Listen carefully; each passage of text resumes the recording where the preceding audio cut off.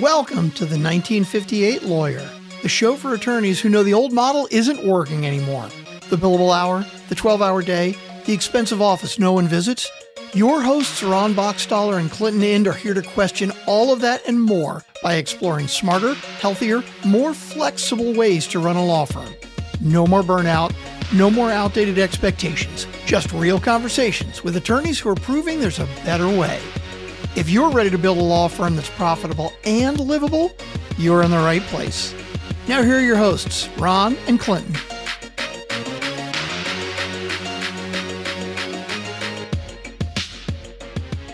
All right, welcome to the show. I am Ron Boxtaller, your co-host, the founder of Amada. Welcome to the show, everybody. The 1958 Lawyer. I'm Clinton Ind. Very excited about today's guest, Pat Cotter, esteemed. Well, yeah, let's not go crazy. Let's not get too crazy. Yeah. Amazing criminal defense attorney, amazing criminal prosecutor. Had a long career that has been really such a pleasure of mine to be able to watch the last half of your career in the last 20 years, Pat, but also hear the stories about the first half of your career. I don't want to speak too much for Pat, but a couple of snippets, from the start of his career as a criminal prosecutor in the Southern District of New York, was one of two on the Eastern District of New York. Eastern District of New York, the better one, sorry. Eastern District, the Southern District got the headlines. We got the convictions. Yeah, that's how it worked. These details that escape civil litigators. Yes, indeed. All right, that's, well, even better. I'm glad I'm learning more.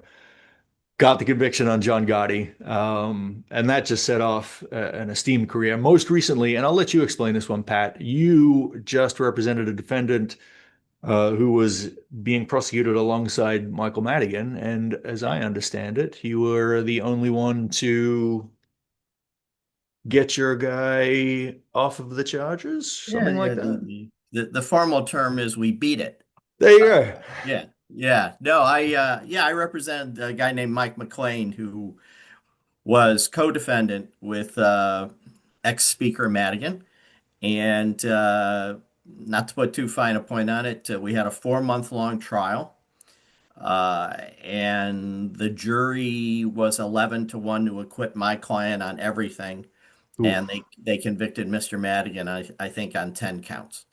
And the government, once they found out it was 11-1 for not guilty, they dropped the charges. So my guy was able to beat that one. And that's fantastic. It's not a coincidence that I retired before I had to do another trial. Why would you wait around? I decided to go out on a win.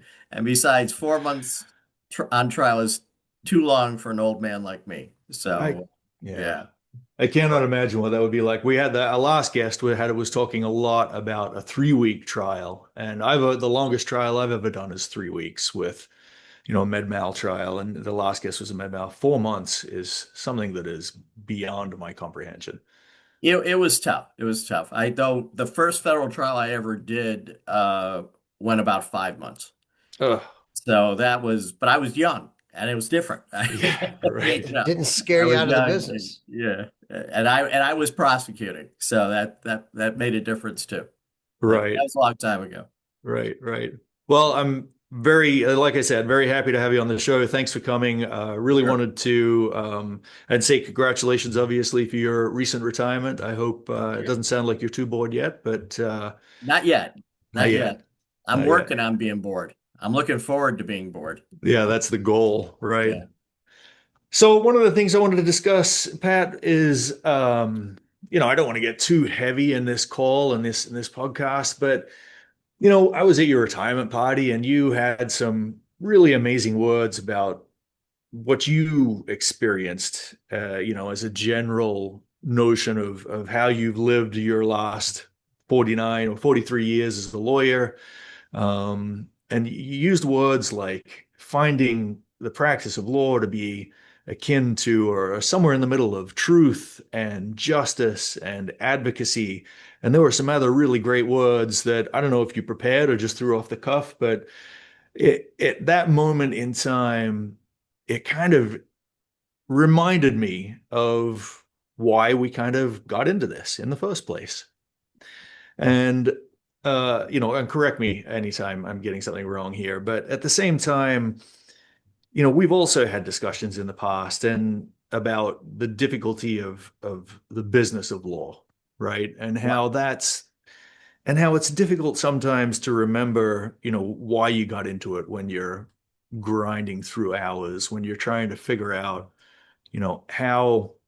how it is to make sense of what you're doing when, maybe you're too separated from the results of a case, whatever the case may Yeah. be.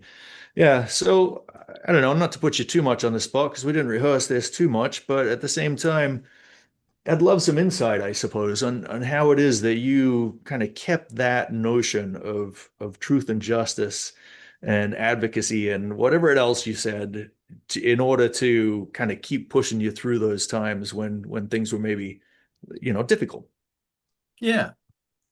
No, I think it's a topic that all lawyers are interested in. They just are. I mean, the truth of the matter is, most of us were attracted to the law, at least in part, by the fact that it seemed to be about something important, something that mattered. Uh, you know, and it's a big word, but it's a real thing. Justice. Hmm. Justice is a goal, right? We chase it. Uh, we never catch it, and we're never quite sure what it is, but we're always chasing it. And that's why most of us got interested in law. At the same time, there's reality, and reality is you got to pay the bills, you got to keep the office open, you got to do the drudgery, you got to keep the clients happy, you got to get the clients. And when you're, as you say, when you're down, doing the dirty work of running a real practice, it's hard to remember that this is all about justice. But it is, because that's why we're there. That's why, the taxpayers build the buildings we work in, the Yeah. courthouses, because it's important to society that lawyers are there to try and help individuals and the government and any other parties that are out there, companies, businesses, get justice, get a fair hearing. And justice, in my mind, is just it's fairness combined with truth, combined with understanding, and a little bit of compassion, because it's a human endeavor, right? I mean, we're dealing with people. We're not dealing with, gods or perfect people. So anyway, it just seems to me, over my career, and obviously everybody's life is different, but in my career, I tried to always remember that that's at the end of the day what it's about. And that helped me, because when you're pulling those late nights and when you're having to do your time and, when you're fighting with the office about nonsense, it's nice once in a while to pull back and say, actually, my life is not about that. That's Yeah. important. I got to Yeah. get paid. I got to take care of the business, but it's really about this very important thing, which is trying to get justice. And for me, that helps. That helps. It helps put it in perspective. It helps gives it meaning. It helped get me through, long trials and long nights. And also it helps get you through goofy little trials and weird little things. Because you can always remind yourself, I know this is weird. I know I'm out in this little town arguing about stuff that the rest of the world doesn't think is very important. But you know what? For this guy that hired me, it's Yeah. important. He's looking Yeah. for a little justice, or at least he's looking for somebody who's willing to fight to try and get him justice. Even if you fail, you're trying. And that means something to people. And it's important. It's a good way to spend your life. It's not just like trying to convince people to eat more Cheerios instead of, life cereal. That not that nothing against guys who do that. That's great. Marketing But guys this are is important. different. Yeah. But this is different. And that's what I love about it. And Yeah. and I do think it helps get you through all the drudgery. Yeah, yeah, for sure. Yeah, it's interesting you bring that up because I just happened to be on LinkedIn this morning, which I try to stay off of generally, but there was a guy who presumably is, who I don't know, but he's on my feed, and presumably he's a massive PI guy, but he posted his jury verdict win that equated to, a $30,000 win.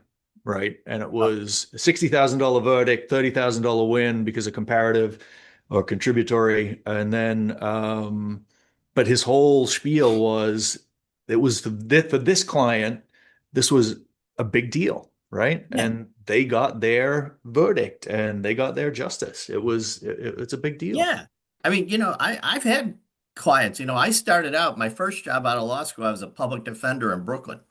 Um, if you're interested in movies, you go to Hollywood. If you're interested in crime, you go to Brooklyn. So I went to Brooklyn and I was a public defender. And, a lot of times the cases were just, we didn't have a chance. I mean, they had 10 witnesses, a confession. They Yeah, found right. that they found the stuff the guy stole in his pockets. And, I mean, but what those guys the law says they're entitled to, and what we gave them was the best shot we could. Yeah. My job wasn't necessarily to get them off. My job was to do everything that could be done to get them as fair a shake as the law allowed. And, I had guys who would thank me. And they weren't thanking me because they got acquitted. They were in handcuffs being dragged away when they thanked me, but they were saying, thanks for trying.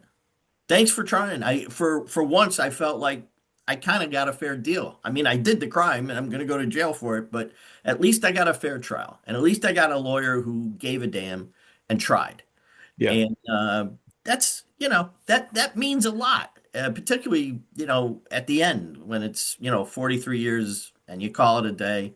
It's nice to look back and say, I actually tried to do something good and I think I did a little good. Didn't change the world, but for those individuals, like that guy who got the 30,000 for that person, that means a lot to that person. That's probably one of the biggest events in that person's entire life. That whole episode when they got hurt and then they had to fight to get a trial and they finally got a trial and by God, they won and they got a little award. For that person, that may be one of the two or three most important things that ever happens in their lives. And if you can help them make that happen, that's pretty good. That's Yeah. pretty. That's really good. It's really good to keep in mind. And as you're talking, all I'm thinking about is how do I'm not going to say it's easy. All I'm thinking about is how do I keep that fresh in my mind, right, in the practice. And I think it is really difficult. I know it's really difficult. My assumption that I started to go into before I finished my first thought was that maybe that's a little bit easier when you're not dealing with, the kind of client base that I have and had which is just commercial. It's all just commercial. It's all breach of contract and it's all money and you're billing hours and all you're dealing with, and, no one's going to jail. No one's, Yeah. it's all just leverage. And there's a constant discussion with clients about, when to leverage something and when to settle something and when to go for it and when to press and when not to. But it's all about leverage and it's all about money. I guess to round that out, I feel like what I need to do right now is probably go down and volunteer at the CBA office or the Justice Center or something like that, and make sure that I'm dealing with people who the law matters to on a day-to-day basis. Well, I mean, I don't want to dissuade you from going down and volunteering. Okay, that's not what I'm saying.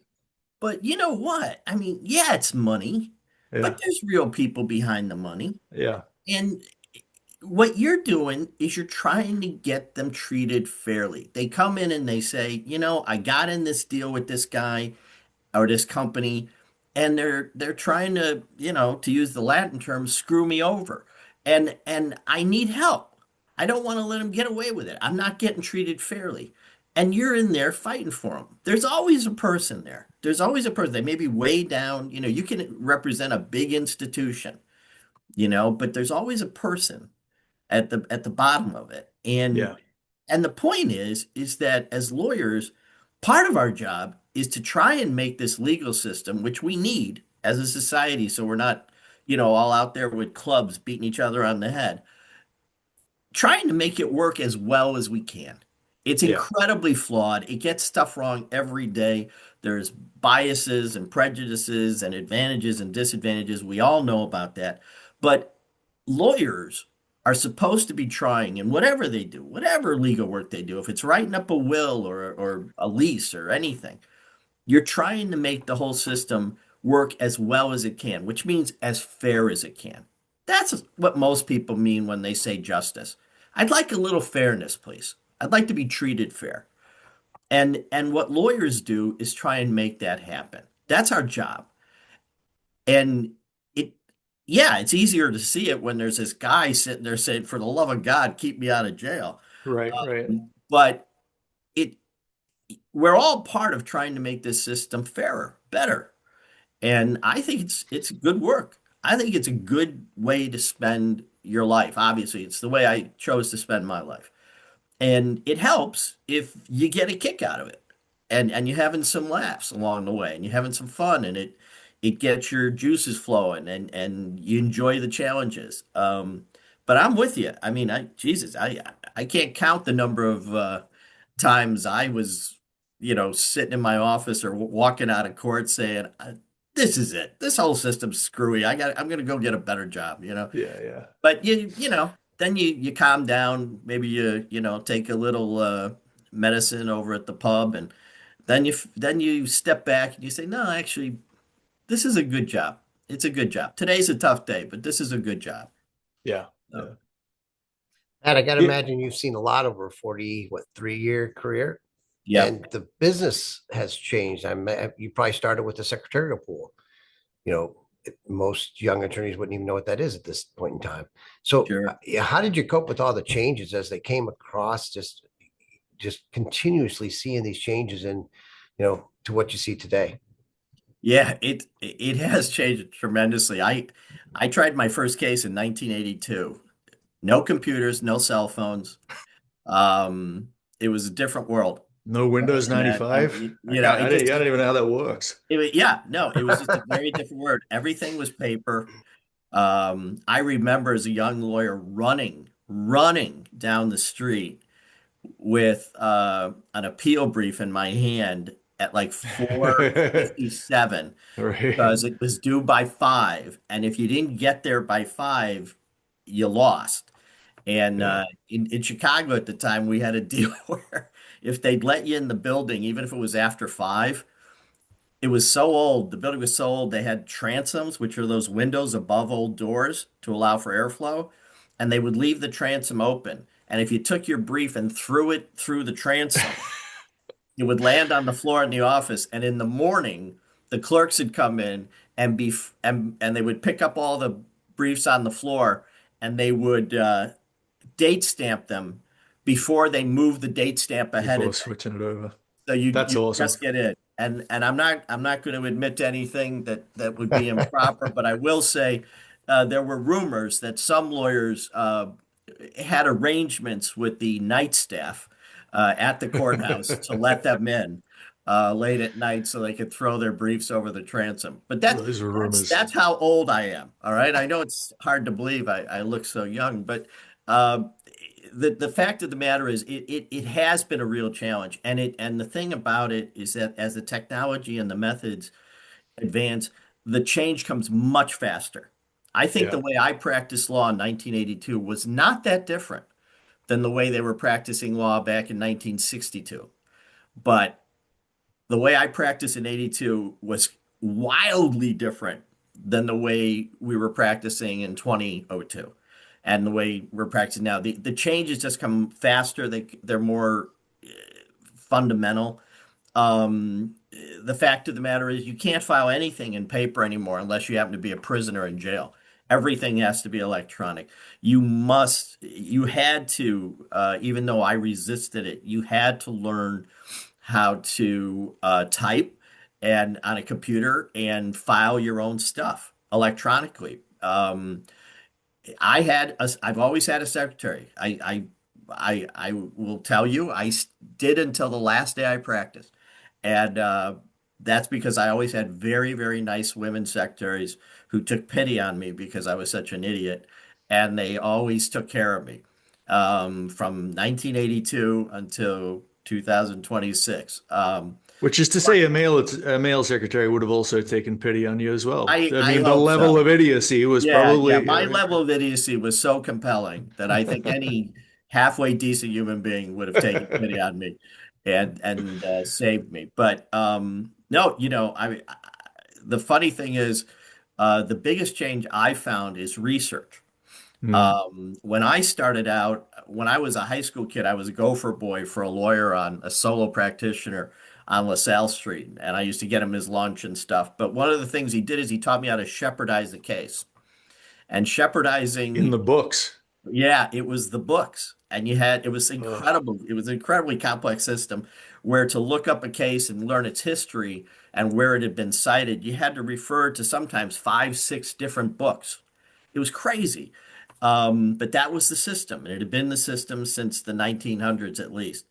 And he taught me how to do it. So when I got to law school, I actually had a huge advantage over the other students. I knew how to shepherdize. And it was a skill. It was a skill to get it right. You had to do Yeah. it in the right order and you had to check all the right books.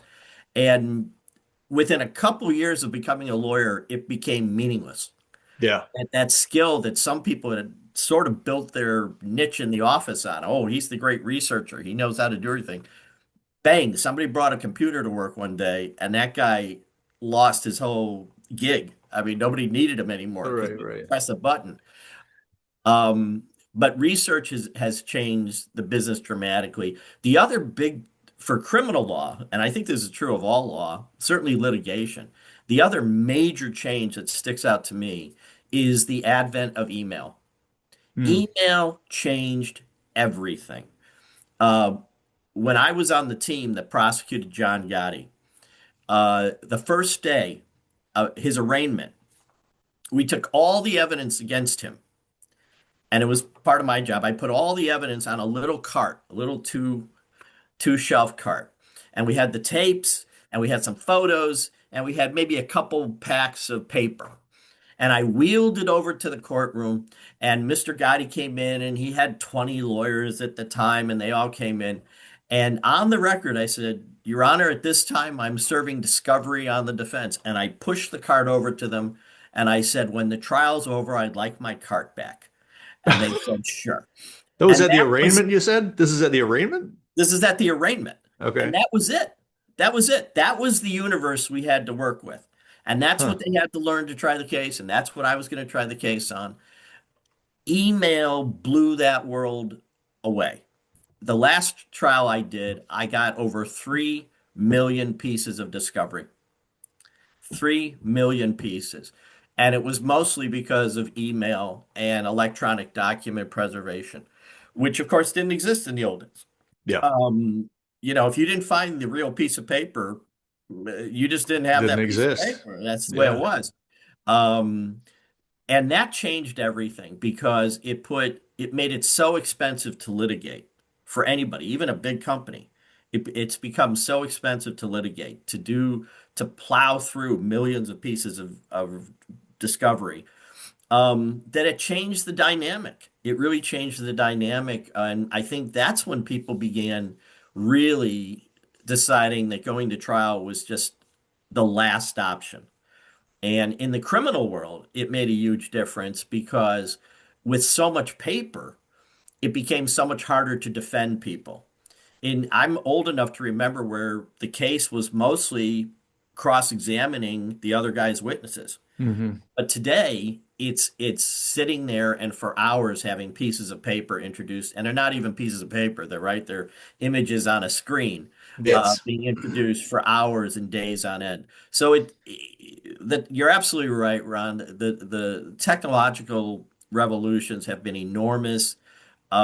They've changed so much of the way we do business. It's made it so much more expensive for individuals to defend themselves because even companies, because there's so much discovery that has to be gone through that you've got to be pretty wealthy or you got to have a deep pocket somewhere to pay for it.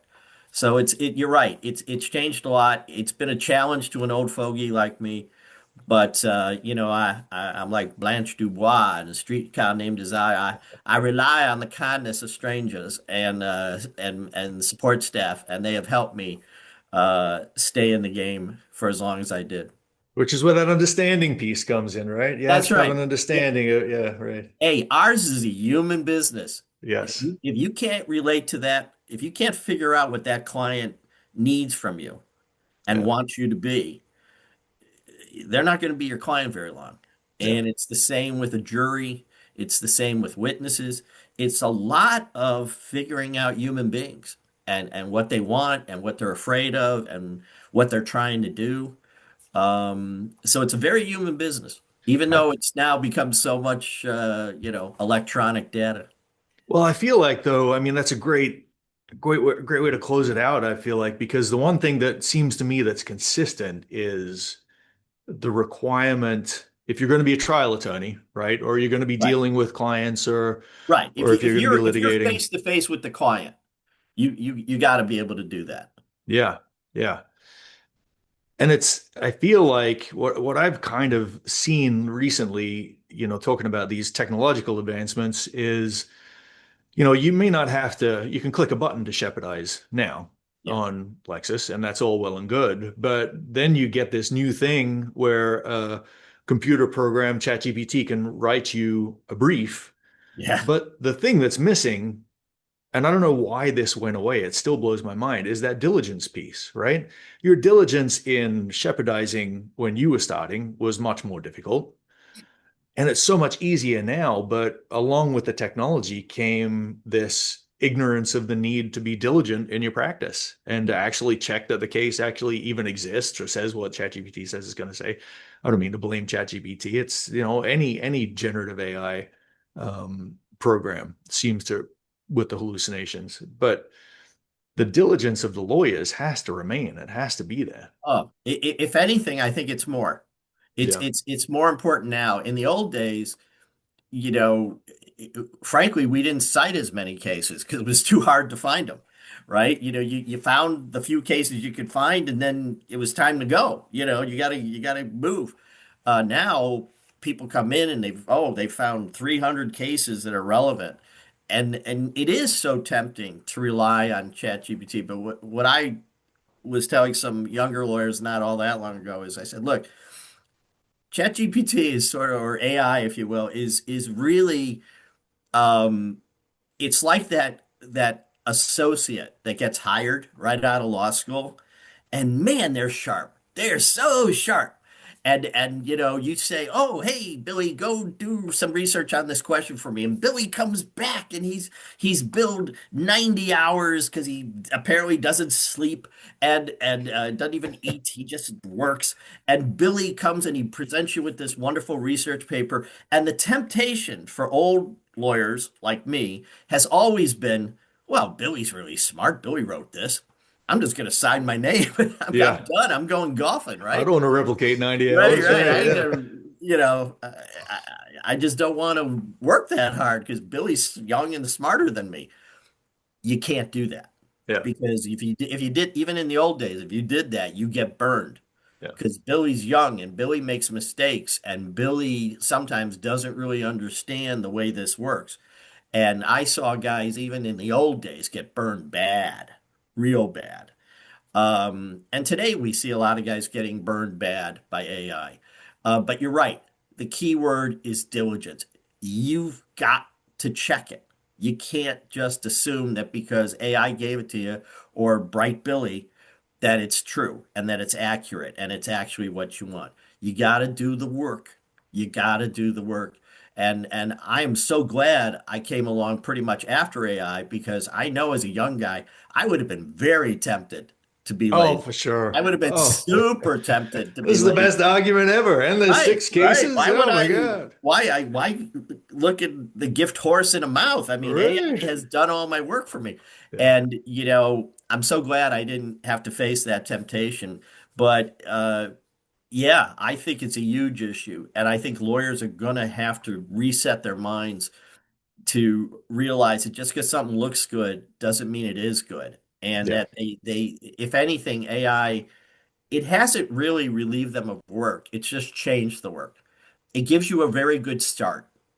It gives you a Yeah. place to begin, but it's never going to replace you doing the work. Yeah. So that's the bad news for all you young guys. Old guys like me, I'm done. I don't care.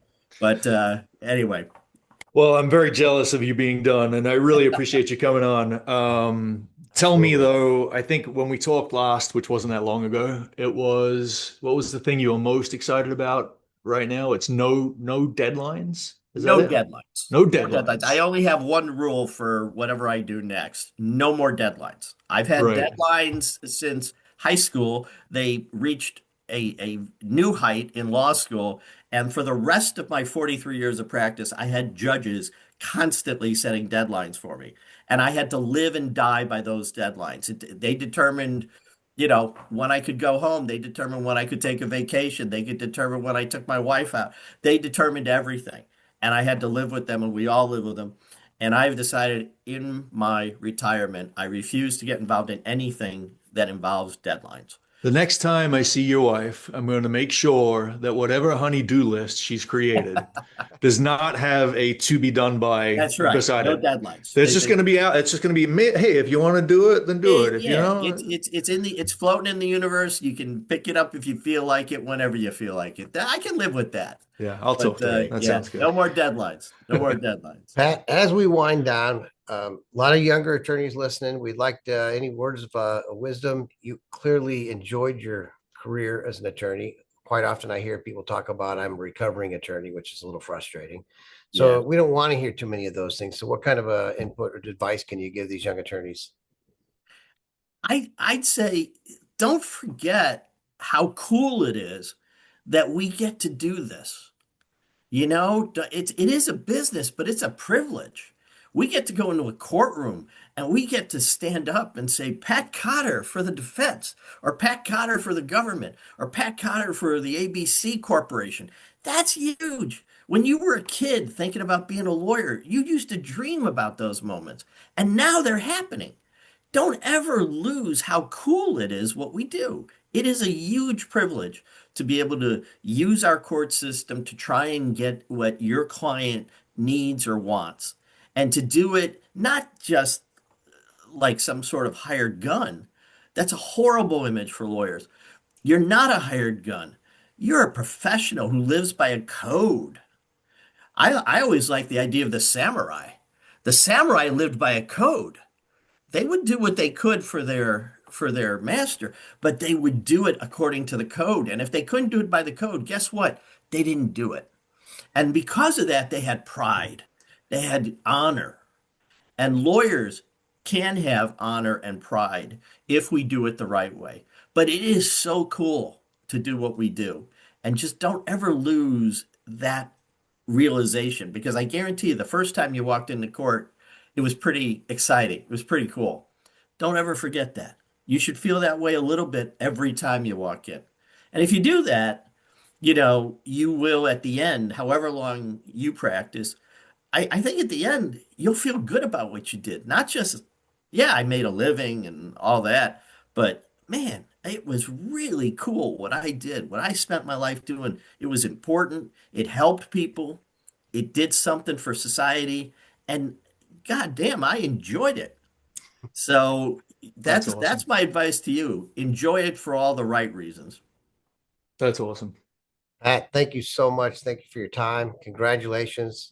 Hope this next venture of your life is just wonderful. Thank you. Thanks very much. I enjoyed it. Really great to see you, Pat. Thank you. Good talking with you guys. All right, guys. Well. Taking it home. Thanks for listening to the show today. Catch us next week. We're going to be talking oh gosh, Clinton, who's our next guest? You got that on the list? Santiago. Santiago. Professor, teaches at city colleges, teaches paralegals, going to talk about what is taken in bilingual family law practice. So tune in next week. Thanks, everyone.